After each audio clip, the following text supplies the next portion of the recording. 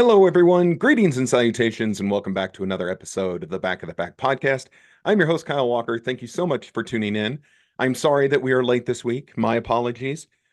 Traveling had to be done. We are back from South Carolina in what is, I guess, really the biggest running weekend of the year, because not only were we in South Carolina for the 2Slow4Boston Marathon up in Massachusetts, they had this little rinky-dink race that they do every year. It's called, what's it called? It's called the Boston Marathon. The Boston Marathon. They ran that this weekend too. So I don't know. A lot of people think it's important. I don't know. I'm kidding. Totally teasing. Of course, it's important. It's the biggest race ever. It still blows my mind that it's been a year. 1 year since I got to do the Boston Marathon. Again, memories that I will carry forever. The fact that it's already been 1 year and we've now gotten through the next one. I ran the 127th. Now the 128th is in the books. Boggles my mind. Time flies when you are having fun. But congratulations to everyone who went up to Boston, who came home with their unicorn, ran in what I heard were difficult conditions. Sunny day, 70 plus degrees. That's warm for a Boston Marathon. Thankfully, for all of us who ran last year, we did not have that issue as we were in the 50s with drizzle, which I not bad for running. This year up in Massachusetts, though, they got the warm weather and the sunshine. So congrats to everyone who finished. If you're a runner and you've ever made that left on Boylston, then you know what that feeling is like. And so for everyone who got to experience that this weekend, congratulations to you. It's one of a kind experience. So that is not where we were this weekend. Where was the podcast this weekend? We were not in Boston, Massachusetts. We were in Greer, South Carolina for the 2Slow4Boston Marathon. You all have seen me talk about this. You've heard me talk about it. You've seen me post about it. We've covered this quite a bit leading up to the race, and now it is in the books. So if you are watching on the YouTube video or the YouTube channel or here on Facebook, wherever you might see the program, let's show off the bling. Yes. There is the medal for the 2Slow4Boston Marathon. As we talked about, and you can see them right there, the Boston Marathon, you get the unicorn, and here you get the stubborn mule. I love it. It cracks me up. So this is put on by Endurance Team Be at Peace. And again, it's the 2Slow4Boston Marathon and half marathon. So let's go over the weekend. Let's just go from start to finish here over the entire weekend. I took myself on a little personal mini vacation for about a day and a half. Last Thursday, packed up, left first thing in the morning. I drove myself to Lynchburg, Tennessee. Lynchburg, Tennessee, the home of the Jack Daniel's distillery. I had an absolute blast in Lynchburg. Now, the thing you got to understand about this town, and I've always heard this before, but I didn't think about it. If you're going, and if you're like me and you enjoy an adult beverage from time to time responsibly, it is a dry county. Yes, the Jack Daniel's distillery is in a dry county. So if you are there after 5 o'clock in the afternoon, you can't get a drink anywhere. They all close up shop. Not that there's any real bars to speak of, but some places are allowed to serve like wine or some form of spirits, but they don't stay open late. So I got into town too late to take a tour of the Jack Daniel's distillery, so that was a bummer. But I went to the Lynchburg Harley Davidson. It's just a souvenir shop. There's no actual bikes there. You can't go buy a bike from Lynchburg Harley Davidson. But I got myself a t-shirt, which I like to do. Got myself a little dealership patch. And then I went over, excuse me, I went over to Lynchburg Wine. They had a wine place and it was open. $6 and you can do a wine tasting. Heck of a good deal if you ask me. So I tried some of the wines that were made there in Lynchburg. They were all perfectly pleasant. Lovely. I went and I walked around town a little more. Again, things were already closing up shop because it was late. And so I went back to the Lynchburg wine place where they had a wine bar and then they had kind of a mixed cocktails bar, but it was getting ready to close down. But I figured, what the heck, I can at least have a drink. I ordered myself a drink. And then I'm sitting there talking to people. They ask, hey, where are you staying here in town? I said, well, I came in a day early. I don't have anything really planned out. I don't have a hotel.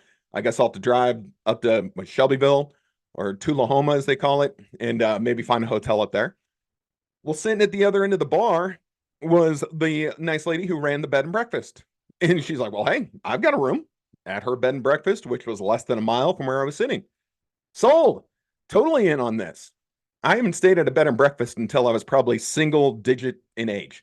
It's been a very long time. So she gave me her address, gave me her business card, and I boogied on down. So I drove down the road and I went to the bed and breakfast, just little Lynchburg bed and breakfast in a nice house that is actually was actually built in 1808. So it's an old house, but it was really cool. The lady showed me around, said I have this room open, which is kind of a big master bedroom on the main floor, or she took me upstairs. The entire attic has been turned into a room, and it was a room that had its own private bathroom. So I said, I will take the attic. So the attic is where I stayed. Went up there that night, laid around, watched TV in this old attic, laid on this old bed with all the old stuff around. It was really cool. Really enjoyed that experience. Said breakfast was ready the next morning at 8:30. So I said, I will be down here at 8:30. Got up, got myself showered, got all packed up and ready to go. Came down at 8:30. I had breakfast at the B&B. Another couple was staying there. They were from Alabama. Talked to them for a while. Another group was there. They were from in Tennessee, but just not that area. Talked to them. We all had breakfast together, and then I boogied on out of town, and I headed down to Greer. So it was a wonderful experience in Lynchburg, Tennessee. Highly recommend it if you are looking for any place to go on a little vacation. From Kansas City, it was about a 10-hour drive. Long drive, but it was worth it when we got there. When I got there, I thought anyway. I had a great time, and I think it's beautiful in that part of the country. So the next morning, after I got up, did the bed and breakfast thing, checked out of there, went over to the Jack Daniel's distillery, signed up for the first tour that had availability, and I took the hour-and-a-half tour of the Jack Daniel's distillery, which I loved. That was so much fun. If you are at all a fan of adult beverage, you will enjoy this tour, even if maybe Jack Daniel's isn't your favorite brand. But I thought it was an absolute blast. I had a great time. So I did the tour, did the little gift shop, did my little tasting, and then right around noon, it was time to boogie down and head to South Carolina. That's exactly what I did. Now, I will say this, going from Lynchburg, Tennessee to Greer, South Carolina was no picnic. That is a 6-hour trip, and you have to go through Nashville and Knoxville, Tennessee, and for whatever reason, traffic sucked everywhere. The traffic was awful. Good grief, I could not catch a break on traffic going from Lynchburg to Greer. But after about 6.5, almost 7 hours, I made it. Got checked into the hotel room, and there I was. Apparently, I can't talk today. I was trying to rush because this episode is late already. So got checked into the hotel. That's where I stayed for the night. Then we're coming up to Saturday now. So this is Saturday of my trip. This is packet pickup day. I got up. I went to another Harley dealership there in that town. Maybe got another dealership t-shirt because that's what I like to do because I do like Harleys. I have one, so I'm allowed. And then I went to the Clock restaurant where packet pickup was going to take place. Packet pickup actually takes place next door, but kind of Clock is where I set the GPS for. So I went next door and I met the race directors, Dawn and Adami. You guys are awesome. They are the folks who run the 2Slow4Boston Marathon, the race directors, the organizers, mainly the volunteers. Like they do it all. And so I went over and I met them, and it was awesome. You guys are so kind, and it was so much fun meeting you. And so I got my packet, and I got my shirt, and I got all the other little goodies that they gave away for the race. They give you a cup. They give you a bag. You get all sort of visor. You get all sorts of good stuff when you sign up for this race. So I got all my fun little goodies. We chit-chatted for a while, and then I was out of there. It was time for me to have my pasta dinner, my carb loading dinner, and get to sleep because the next morning we were going full marathoning. That's what was in my head. What in actuality happened, I did not feel like researching a good Italian place in Greer. I figured, and we're going to touch on this later. I figured, you know what? I know all about this race. Like we've been over what to expect, what this is going to be. I just grabbed myself some fast food. Dun, dun, dun. Because Wendy's was basically in the parking lot of the hotel I was staying at. So I just went and I got some junk food, and I went back to the hotel room. I got Flat Kyle all ready to go. Fat Kyle was still eating his cheeseburger, but got everything all ready to go, took the pictures, was getting everything all ready for the next morning. I had everything planned out. I had alarms set. We were good to go for the next day. So I went to bed early, slept-ish. You don't sleep great before a marathon. Nobody does. You're still running a marathon.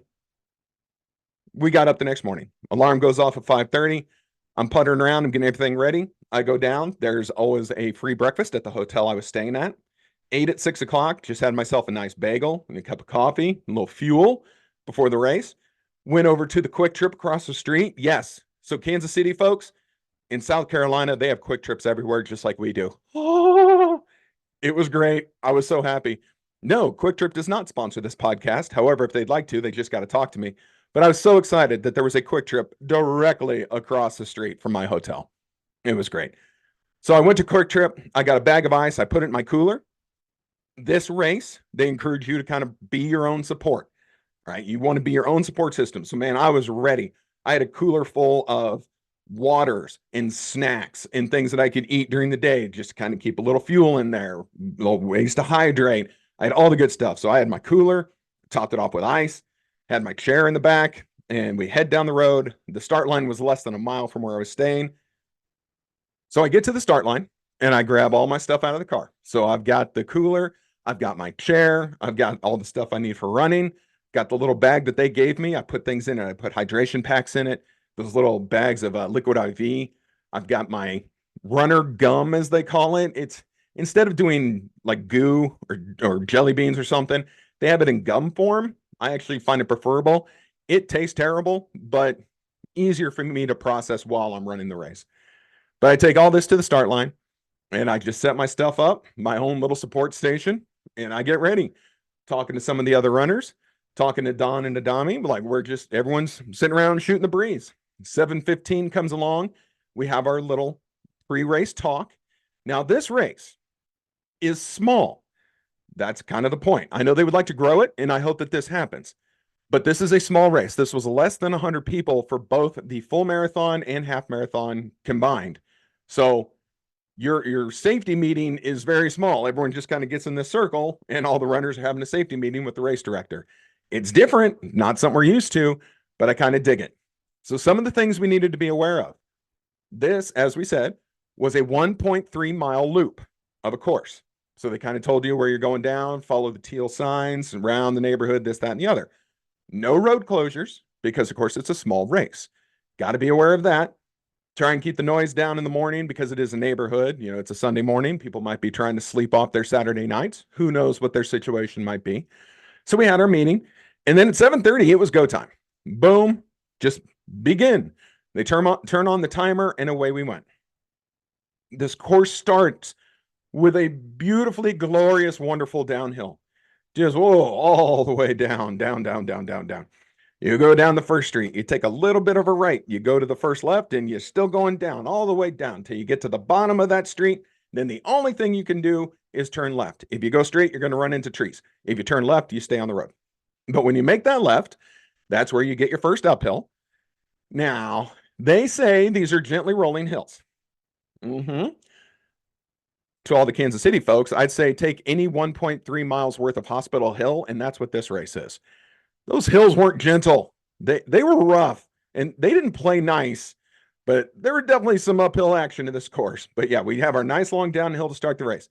We hang a left, we go up the hill. We have a nice little flat part going towards the construction zone. We take another left, get a little bit of an uphill again. We're getting to one of the side streets. We take a right on the side street, get a little rolling action. We go up, take another left where you can't go straight or you're going into a field. Pretty flat. Hang another left to come right back down the other side of that neighborhood. Downhill, nice downhill. Hang a left again, downhill, right, downhill, right. You're going back uphill. That wonderfully beautiful downhill that you got to start, you're now going back up it. Not the whole thing because you're coming up a block ahead of it, but you're going back up. You get to the very top, you hang a left, you go through the arch, you've completed a loop. One loop. Half marathoners had to do 10 loops. Full marathoners get to do 20 loops. That's a lot of loops, but that's what you got to do if you want your 26.2 miles. Those uphills, especially that uphill to get back to the start line, that was killer. Not going to lie. If you are a Hospital Hill alum, it's not quite Trinity Hill, but it's close. So that is how you complete the course. All right. So one loop, 1.3 miles. You got to do that 20 times if you're doing the full. And again, this is a very self-paced thing. Like there's no one out there, there's no pacers, there's no sweep truck. This is you have to be on your game. You have to find your motivation.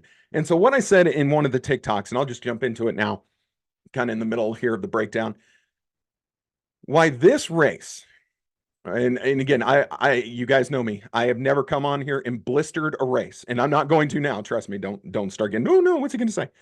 I've never blistered a race except for one, and that was because that race was unsafe. But okay, oh, what's the best way to put it? The differences between the 2Slow4Boston Marathon and the Boston Marathon. And again, this is not to take away from either because they are both spectacular, wonderful events. But even though they are full marathons, they are very different.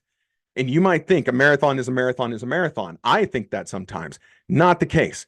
Why I might argue that at least in one aspect, in this aspect, maybe it's more than one, however you want to count it. In this aspect, you actually have to be a stronger mental runner to run the 2Slow4Boston Marathon to run the Boston Marathon. I feel like running the Boston Marathon, because I've done both, running the Boston Marathon was easy. Running the 2Slow4Boston Marathon was friggin' hard, man. That was hard. Here's why. First thing, the one that really shoots out foremost in my mind, it takes a different kind of mental toughness to do the 2Slow4Boston Marathon. Because in Boston, as we talked about before, the crowd support is amazing.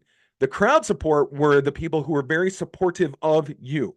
If you needed something, do you need a Jolly Rancher? Do you need an orange slice? Do you need a drink? Do you need some ibuprofen? Do you need this? Do you need that? You're doing great. How can I help you advance in what you are doing? Those are the fans in Boston. Again, New York City is energy. These are like the how can we help you people, but they're everywhere. And they're coaxing you along the entire way. Hey, you're doing great. Keep going, guy. Oh, yeah, you're doing great. All right. Hey, good job. Do you need something here? Oh, great. And it's wonderful, but it helps keep moving you along. 2Slow4Boston, there ain't nobody and nothing back there except for trees and road. There aren't people waiting to cheer you along. There aren't people offering you a Kleenex or some Vaseline because you bled through your shirt and your nipples are chafing. There's none of that. There isn't that drive behind what you're hearing around you. There's not the roar of the crowd. There's not the allure of it being Boston. This is a mental toughness kind of event. And I think I figured out why that is. What I found, the people who run this event, who organize it, and then a lot of the runners who do it are ultra marathon runners. That makes sense now? Does that, see, now you get why it takes that kind of a mental toughness to do this race. You are not getting cheered all the way. There's not just the adrenaline constantly going and the encouragement all along the way. Like in an ultra, where you could be out there for hours upon hours upon hours by yourself, in the dead of the night running a 200 miler or whatever your situation is, it takes that mental toughness and that mental strength that you just keep going with no encouragement from anyone else. Because for many points of the 2Slow4Boston Marathon, you could go 1.3 miles before you see another soul. And the only people cheering you on are either the people at the start line, and that's if they're paying attention to you coming through because people are doing their own thing. And then one house who had a guy who ran a half, he ran the half marathon himself. When he was done, they all kind of set up in that front yard, whether it be his or friends or whoever's, and they at least set up a table and a tent to help with runners. Like they set some waters out, you in a cooler, you in some cups, and then a beer for your last lap. Trust me, I took advantage of that. So there was your crowd support. Whoever was paying attention to you at the start line, and then one house. And again, they weren't out there cheering everyone on and ringing cowbells. No. They had set up a helpful place for you, but they were cooking out and shooting the breeze in their driveway. Like they were having their own little party about it. And that's great. Hey, kudos to them. I was super jealous because they were having more fun than I was by the end of this thing. But it takes a different kind of mental toughness, an ultra marathoners kind of toughness, I think, to do this race. And that's where it is a different mental strength than what you need for Boston. Boston, you definitely need the physical tools. And you were out there with many elite and upper level, high quality runners. Here, it's not that, because that's what this race is set up for. It is set up for back of the pack runners. It's set up for people who may not ever otherwise get a full marathon unless they have no time limit. Boston, you're being constantly pushed by the crowd, the allure of the event, and the level of people around you. Not the case here. You have to be able to motivate yourself to take that next step forward. You have to be able to tell yourself, I'm not going to drop out and I'm not going to quit. Again, this is no knock on the race, not anything whatsoever, but what they said at the beginning and got stuck in my head. After you do the 10 laps and let's say you get the half marathon done, if you want to bust down and just be done, you can just be done. Just tell the timing guy. Just say, hey, just let him know. Done, hey, I've done 13 laps. I'm good. That got in my head because after that half marathon point and you're doing laps. And again, this isn't, I'm going from this city to this town, to this town, to this town, to this marker, to this landmark, to this whatever, like a New York, Chicago, Boston, whatever race. You're doing loops. Another mental game. You're doing loops. You're seeing the same things over and over and over again. It gets old after a while. Again, it takes that mental toughness. It's up here, man. Physical tools be damned. This was a mental toughness race. Absolutely 100%. And I, to my detriment and to my non-credit, I'll admit it. What have we said about this show? I make the mistakes so you don't have to. I took what this race is advertised as, again, too slow for Boston, for everyone to finish, no time limit, take your time, laid back atmosphere, blah, blah, blah, blah, blah, all the things that one can put in their head and not prepare correctly. And the problem is, and I learned this, and I have to keep learning this over and over because I do stupid things. 26.2 miles is always going to be 26.2 miles. You can't shorten it. You can't somehow make it easier than it is. It's a long friggin' way. And if you either haven't trained properly or you haven't prepared properly, it's going to kick you square in the keister, just like this race did for me. Now, what did I do wrong? I've already told you one, I didn't go to my usual pre-race meal. I got fast food instead of my pasta. I'm a spaghetti person. Love spaghetti before a race. That's my thing. That's my jam. Did I do that? No, I had junk food because it was convenient. And because in my mind, this wasn't Boston. It wasn't New York. It was, hey, I'm doing this for fun. And I've said I was doing this one for fun. I said I was not going for a PR, but not going for a PR and then finishing terribly as I did. There's a lot of space in between those two things. I wanted a better showing than what I gave. How about that? But I took it for granted. Oh, there's the famous bad words, and I've said it before. Like, you know what? I just did Little Rock back in March. I didn't run it particularly well, but well enough that I didn't hate myself for it. Got that under my belt. It was just a year ago. I was in Boston. Did Memphis. Did great in Memphis back in December. So I got this, no problem. So, did I prepare correctly? No. I've been running well. I just PR'd at Rock the Parkway 2 weekends ago now. So that gave me a little sense of hope. But I did not ever research the elevation of the 2Slow4Boston Marathon. Those hills, baby. And then the one thing that I couldn't control, we can't control this. The one thing that really got a lot of us, the heat. It got hot. We finished the race at over 80 degrees. Sunshine the entire way. You can't tell on this video, but trust me, I am crispy critter because I got burnt to a crisp out there with just the sun. Once that sun came up that morning, there was nowhere to hide. The shade was few and far between because the sun eventually got over the treetops and it was on us the entire time. And a lot of people, and if you saw the video, my halfway check-in that I put on Facebook and TikTok, you saw a lot of us just came to a screeching halt around that halfway point. As soon as that sun really started beating down, it got hot. Can't control the heat, right? And I haven't had the chance to get prepared for the heat because we haven't had the heat yet in Kansas City. It hit us this weekend. It's like what I said about running with the cows. Running with the cow week is always where it gets hot here. Okay, well, went from a cool Kansas City to a hot South Carolina in just the span of a couple days. Now, even when I got to Lynchburg, Tennessee, it was in the 50s and raining. So it's not like we had a lot of time to adjust. The heat got there, the sun was beating down, and it took it out on us. And again, you're on asphalt, and there was nowhere to hide. And so the sun really got us. Now, the sun can't do anything about that. I couldn't do anything about that. The other runners couldn't do anything about that. The race directors can't do anything about that. It was an issue, but you can't do anything about that. Sounds like it was an issue up in Boston as well. So the actual Boston Marathon, the big boy Boston Marathon, they were affected by heat and sun as well. It's a thing, and you got to be real careful. And again, as much as I like to rag on myself, as much as I wish that I'd done a better time, I also realized quickly, probably with being 16, 17 miles completed in the race, the heat was going to be an issue, and I needed to take my foot off the gas. I needed to dial it back just a little bit. Now, I dialed it back more than I wanted to because of just my physical ability. But when that heat came out, it was time to dial it back. And I know a lot of other runners did that out there as well. So people made the right decision. People did the smart things.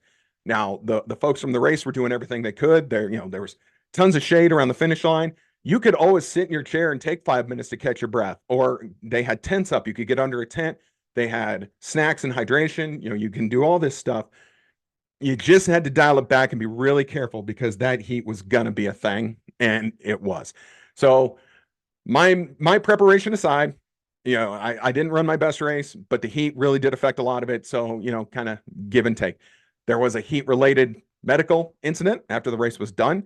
I am hoping that runner has fully recovered, but we had to get a little bit of medical attention just again, due to the heat and due to nobody was ready for it.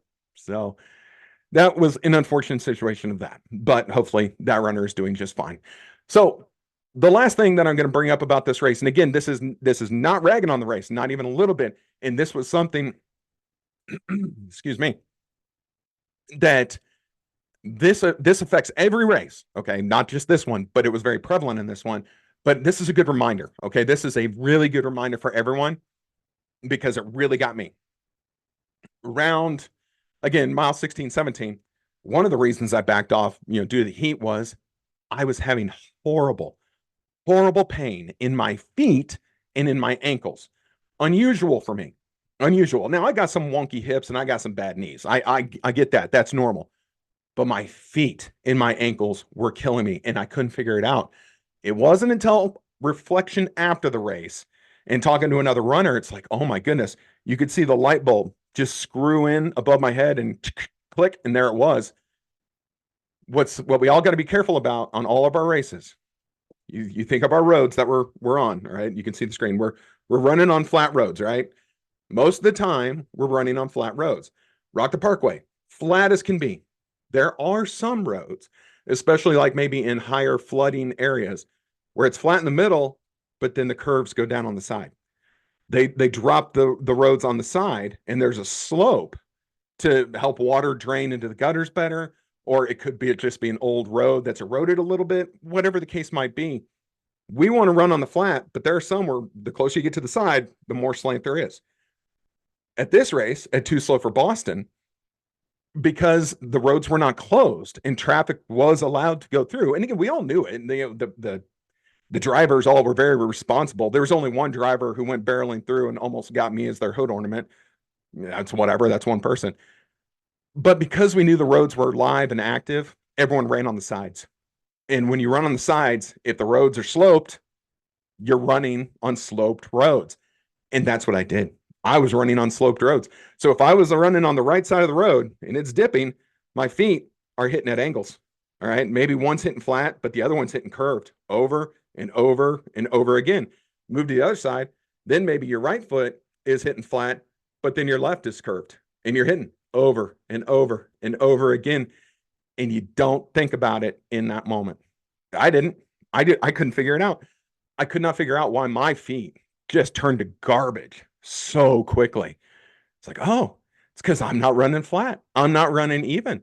So your feet aren't hitting correctly in your shoe. Your weight isn't dispersing the way that you want it to. You got to be real careful, man. Watch for this year. Watch your roads and then watch the sides. The closer you get to the side, if there's any curve, you don't want to be running on that. All right. Then your feet aren't going to be hitting right and you're going to cause a lot of foot pain for yourself. And that's exactly what happened to me.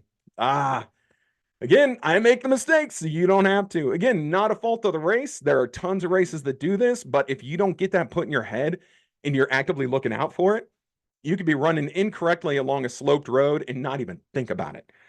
Not even pay it any mind until you are hurting and you can't figure out why. So I just wanted to throw that out there. It was a revelation to me at the end of the race as to why everything hurt so damn bad. Again, ankles and foot wise for me. I said in my last video that it was all over but the crying, and the crying would come when I took my shoes off. That's because my feet hurt so bad. It was awful. And sure enough, because I am a fan of the Crocs, as soon as that race was done, I sat down in my chair and I took those shoes off and I put my Crocs on, and suddenly everything got better. It was lovely. But yes, as soon as I finished the race, there are still some folks out on the course. I got in my chair, I got my comfy shoes on, I had a snack, I had a drink.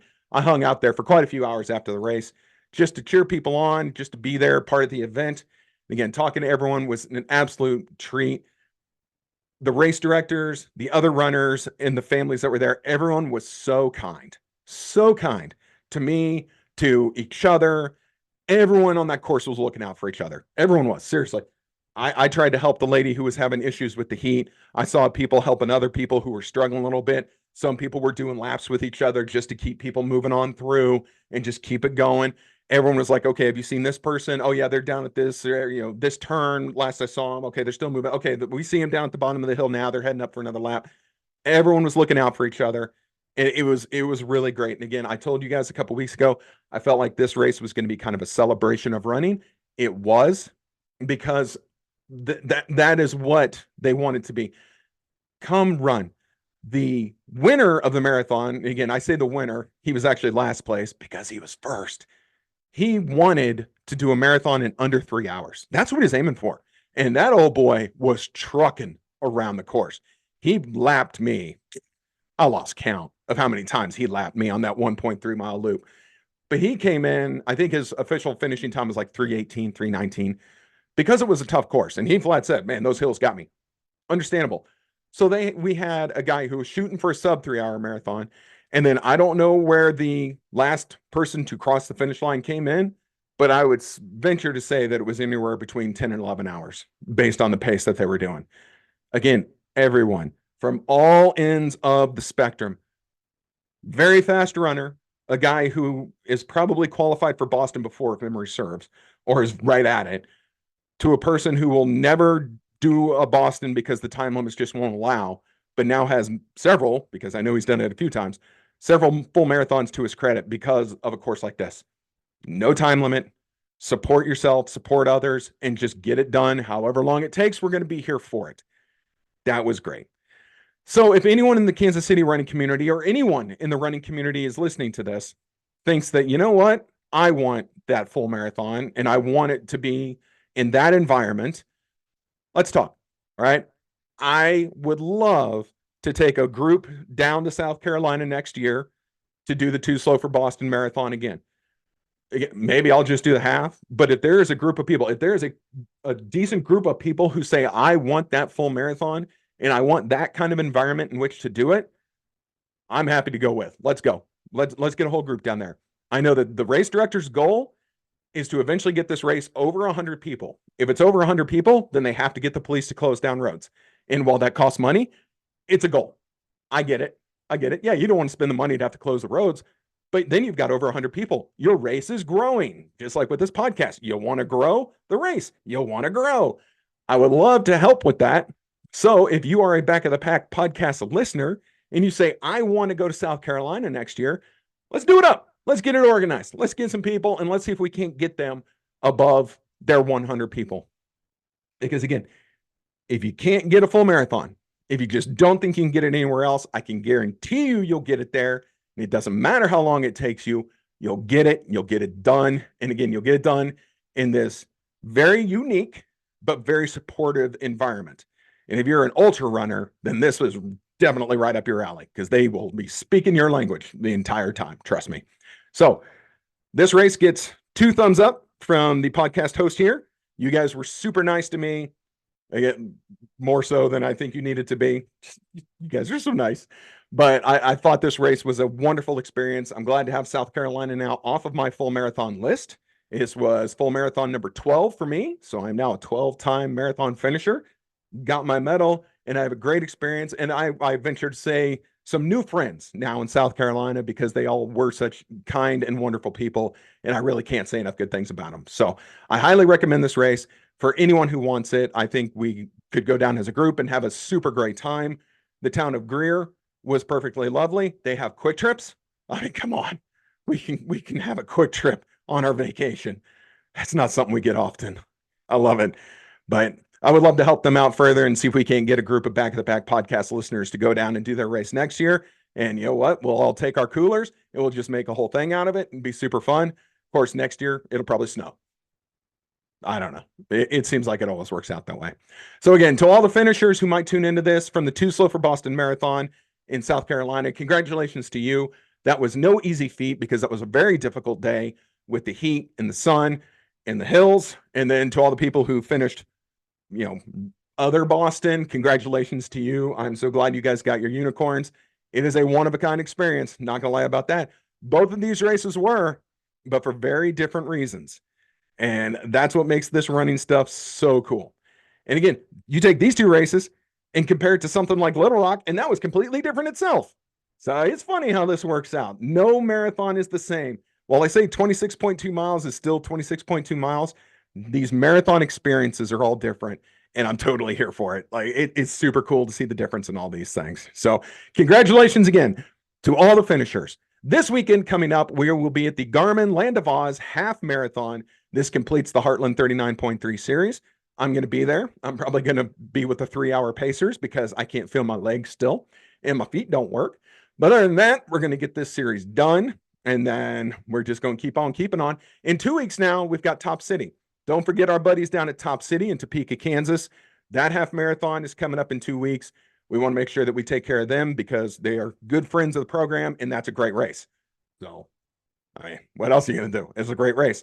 And then Kansas City, if you're keeping an eye on the weather, I know we've had some warm days, which is kind of breaking what I said about running with the cows. But running with the cows is coming up, which means we're about to get into summertime and it's going to be hot forever, right? Because that's how it works. So thank you all very much for listening to the Back of the Pack podcast, especially if you're any new listeners who are listening due to the 2Slow4Boston Marathon.